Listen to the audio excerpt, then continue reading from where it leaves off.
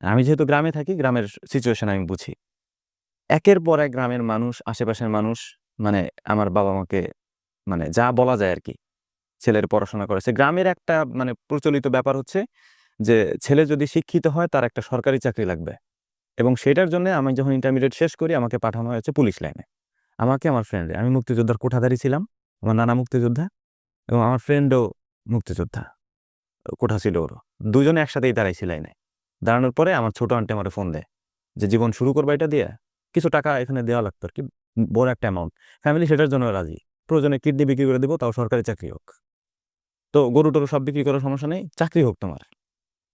Aunty যখন phone দিল, ছোট আন্টি, আমার থেকে ১.৫ বছরের বড় আরকি।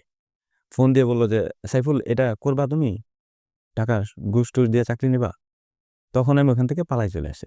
এ কি কনস্টেবলের জন্য দাঁড়াইছিলেন? হ্যাঁ, ইন্টারমিডিয়েট শেষ করব। আমি তখন ওইখান থেকে পালায় চলে আসার পরে, এরপরে মানুষ তো আমার ফ্রেন্ডের চাকরি হয়ে যায় আরকি। ও তখন তো আরো বিপদ। হ্যাঁ, ফ্যামিলি থেকেও চাপ যে কথা শুনলা তার। তখন আমরা হচ্ছে একটু ইসলামিক দিক থেকে আমরা যেহেতু ওই ফ্যামিলিটাও যেহেতু ইসলামিক পুরোই একেবারে।